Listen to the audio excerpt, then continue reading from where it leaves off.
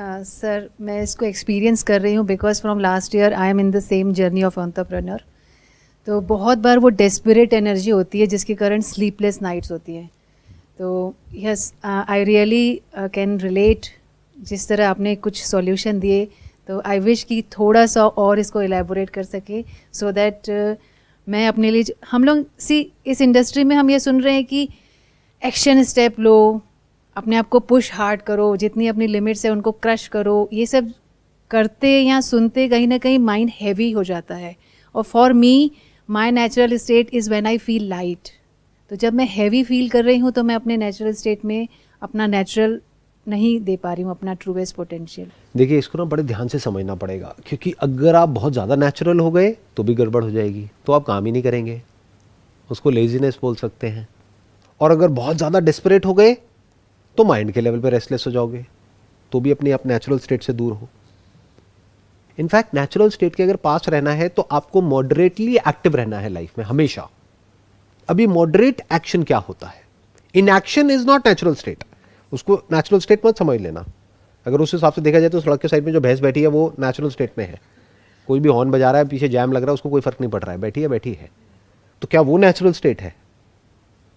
वैसे होना चाहते हो कि कहीं पी करके बैठ गए हो, लेटे हुए हो, कुछ भी हो रहा है, क्या फर्क पड़ता है? नहीं। What I am saying is कि आप मॉडरेटली एक्टिव हो लाइफ में।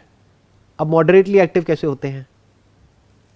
जब लाइफ में एक रियलिस्टिक गोल होता है और रियलिस्टिकली हम उसकी तरफ एक्ट कर रहे होते हैं।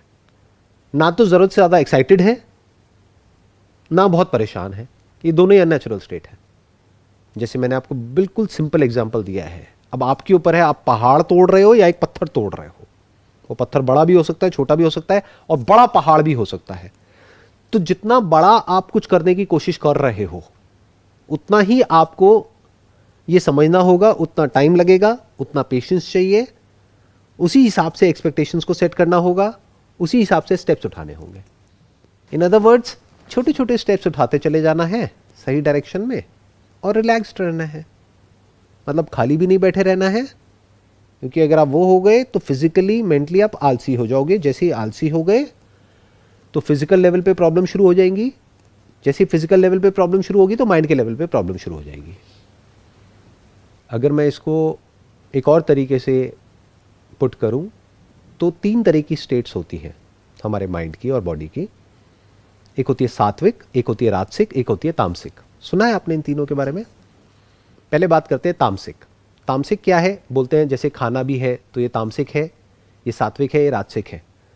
तामसिक क्या करता है? आपको आलसी बना देता है। For example alcohol, that is what, that is तामसिक। या फिर कुछ ऐसा आप खाते हो जिसके बाद में आप पूरी तरह से आलसी हो जाते हो, या कोई ऐसा थॉट जिससे कि आप पूरी तरह से आलसी हो जाते हो, वो तामसिक है। तामसिक is not good from the long term perspective. Short term में बड़ा मजा आता है तामसिक में।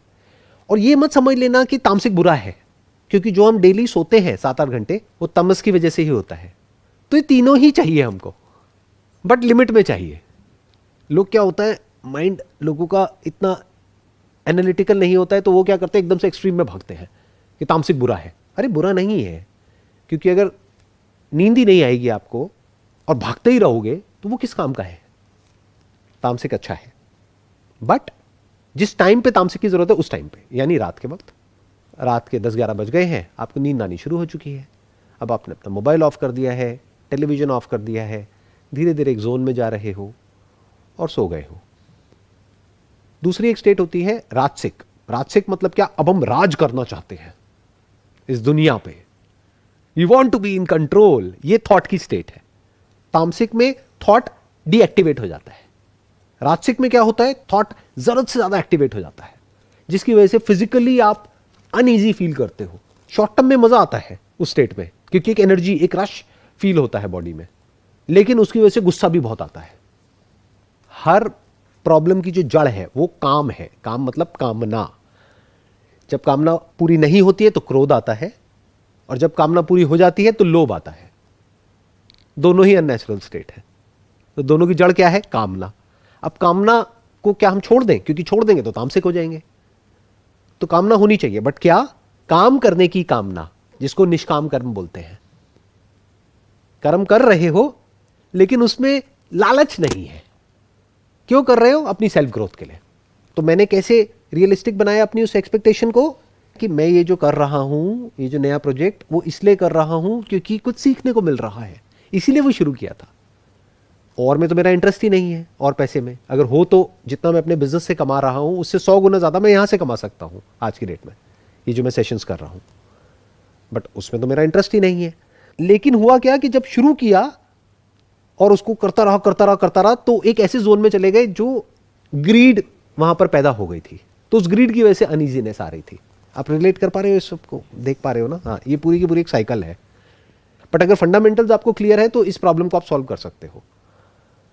फंडामेंटल्स क्या है कि जब भी कामना आपकी अपने कर्म से हट करके फल की तरफ चली जाती है, यानी जो आउटपुट है उसकी तरफ जरूरत से ज्यादा चली जाती है, अलाइन करने के लिए आपको वो चाहिए और वो फल रियलिस्टिक होना चाहिए। बट एक्चुअल में आपका फोकस कहां होना चाहिए? कर्म पे। उसमें आपको मजा आना चाहिए। और अगर उस पर आपका पूरा फोकस आ गया, फल अपने आप ही अच्छा आएगा। अगर अच्छे से बीज बोओगे, अच्छे से पानी दोगे, अच्छे से उसकी केयर करोगे, तो फल तो अपने आप आ जाएगा। फल की क्यों टेंशन ले रहे हो? तो मैंने भी बात करी राजसिक की, राजसिक क्लियर हो गया।